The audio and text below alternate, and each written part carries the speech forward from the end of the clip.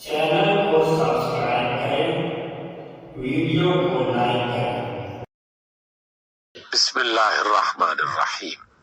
आज के इस प्रोग्राम के लिए हमें कराची से खत लिखा है जनाब खालिद महमूद साहब ने। आप लिखते हैं कि एक अरसे से, लेकिन अब जैसे जैसे मीडिया, ड्रामे, फिल्में आम हो गए हैं, उस वक्त से ये खराबी बढ़ना शुरू हो गई है कि शादी ब्याह के मौकों पर रक्स, फजूल खर्चियां, नमूदो नमाइश, बहुत ज्यादा बेहयाई के काम, हत्ता कि वो काम भी शुरू हो चुके हैं जो अल्लाह की तरफ से बिल्कुल हराम कर दिए गए, नाजायज बनाया गया, वो भी काम इन शादी ब्याह के मौकों पर होने लगते हैं। आप बताइए कि क्या हम इसका इजाला नहीं कर सकते और क्या मुआशरे को बस इसी डगर पे चलते रहना चाहिए?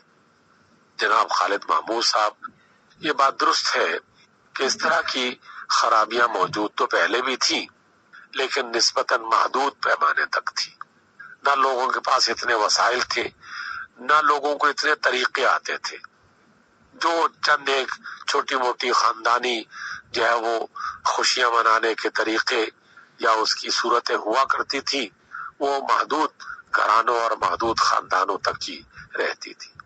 लेकिन मीडिया ने अब मशरिक और मगरिब के हजारों किस्म के रवाज लोगों को बता दिए, दिखा दिए, तरीके बता दिए, दिखा दिए, और उनमें से बाज ऐसे काम बाज कौमों में होते हैं जो इंतहाई बेहुदा, इंतहाई नाजायज और बिल्कुल गलत होते हैं, न अखलाकी एतबार से बेहतर, न इंसानी एतबार से बेहतर। और बाज काम तो ऐसे हैं कि जिनके बारे में अल्लाह उसके रसूल सल्लल्लाहु अलैहि वसल्लम ने बिल्कुल दो टोक अंदाज में मना फरमा दिया है। तो इस वजह से एक ही तरीका है, और वो ये है कि लोगों को तालीम दी जाए, लोगों को बताया जाए, सिखाया जाए। जो भी असातिज़ा हैं, जो भी वालिदैन हैं, जो भी पढ़े लिखे अफराद हैं, ये कुरान आखिर किसके लिए भेजा गया है? कुरान एक ऐसी किताब है कि जो लोगों को रहनुमाई अता करती है, लेकिन उनको जो कुरान से वाकई रहनुमाई लेना चाहते हैं, तो जिन्हें कुरान की तालीमात का कुछ पता है, वो लोगों को अच्छे तरीके से बताएं, उन्हें समझाएं, और घर के जो बड़े अफराद हैं या समझदार लोग हैं, वो उन खराबियों के बारे में लोगों को आगाह करें। तो यही एक बुनियादी तरीका है।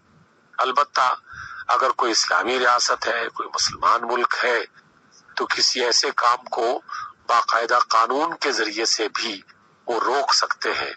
जैसे पाकिस्तान में एक अरसे तक ये कानून बनाया गया कि तमाम शादी ब्याह की जो मजालिस हैं, उनमें सिर्फ वन डिश पार्टी हुआ करेगी, और जहेज की नुमाइश या जहेज की ये लानत, इस पर पाबंदी लगा दी गई। तो बज़ाहिर ये एक रियासत का फैसला था, लेकिन ये रियासत का फैसला मुआशरे और लोगों के लिए बेहतर था।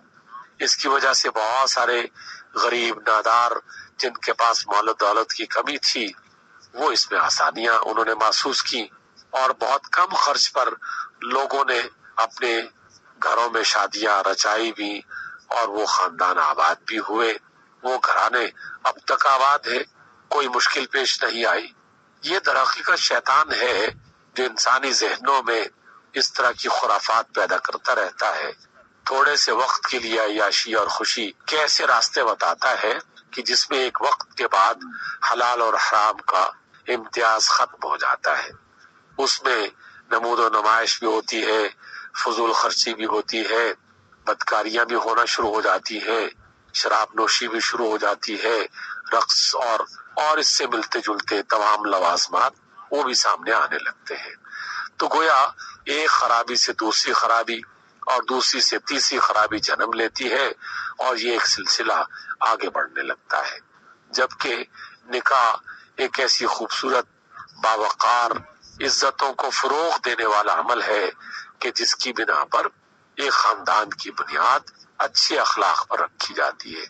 इस उम्मीद पर रखी जाती है कि अब ये दो अफराद एक घर की बुनियाद बनाएंगे, उस घर में एक ऐसी नस्ल पैदा होगी जो मुल्क और कौम के लिए, मुआशरे और इंसानों के लिए अच्छे अफराद बन के आएंगे, और वो नस्ल जो है वो वाकई काबिल कदर होगी। तो निकाह तो असल में इस काम के लिए होता है। باقی میلہ ٹھیلا تو انسان کسی بھی موقع پر کر سکتا ہے، لیکن اس میں اگر وہ جائز ناجائز کی پہچان فراموش کر دے تو ہم دیکھتے رہتے ہیں کہ کتنی خرابیاں اس سے جنم لیتی ہیں، اور پھر اچھے خاصے خاندان نہ صرف اس میں ملوث ہو جاتے ہیں بلکہ اس میں بہت ساری خرابیوں کا شکار بھی ہو جاتے ہیں۔ ہم نے ایسے بہت سارے خاندانوں کو یہ دیکھا ہے کہ شادی بیاہ تو بڑے دھوم دھام سے ہوئی، بہت زیادہ پیسہ دولت خرچ کی گئی، نمود و نمائش اور چاروں طرف اس کی شہرت ہو گئی، لیکن چند مہینوں کے بعد ان کے درمیان میں ناچاکیاں اور غلط فہمیاں پیدا ہو گئی۔ کسی کو مال کی کمی کی شکایت ہے اور کسی کو کسی کا خیال نہ رکھنے کی شکایت ہے، اور کچھ ہی عرصے کے بعد وہ نکاح طلاق پر ختم ہو جاتا ہے، وہ خاندان بننے کے بجائے ٹوٹنا شروع ہو جاتا ہے۔ تو اس اعتبار سے اللہ نے خوشیاں منانے کی اجازت دی ہے۔ رسول اللہ صلی اللہ علیہ وسلم نے شادی بیاہ والے گھرانوں میں بچیوں کو الگ سے مل کر گیت گانے کی اجازت دی ہے، دف بجانے کی اجازت دی ہے، اور جس طرح ایک انسان خوش ہو سکتا ہے اس کے جو جائز طریقے ہیں انہیں اختیار کرنے کی اللہ کے رسول صلی اللہ علیہ وسلم کی طرف سے اجازت ملی ہے۔ تو جب آدمی خوش ہونے کے لیے اجازت لے لیتا ہے اللہ کی طرف سے، رسول کی طرف سے، انسانی معاشرے کی طرف سے، تو اسے اس پر اکتفا کرنا چاہیے اور اسے اللہ تعالیٰ کی نعمت اور رحمت سمجھنا چاہیے، بجائے اس کے کہ وہ شیطانی راستے پر چلتے ہوئے اپنے لیے بھی مشکل پیدا کرے اور دوسروں کے لیے بھی مشکل بنائے۔ تو پڑھا لکھا انسان، سمجھدار انسان، اسلام اور ایمان کی بات کرنے والا مومن اور مسلم کم از کم انہیں تو ان خرافات سے بچنا چاہیے۔ لیکن دیکھا دیکھی کہ فلاں گھر میں ایسا ہوا تھا، فلاں خاندان میں ایسا ہوا تھا، اور اس میں اتنے پیسے خرچ کیے گئے تھے، اتنا مہنگا جوڑا خریدا گیا تھا، یہ اس میں بنایا گیا تھا، تو آدمی اس چکر میں ایک ایسے راستے پر چل پڑتا ہے جو کبھی نہ ختم ہونے والا ہے۔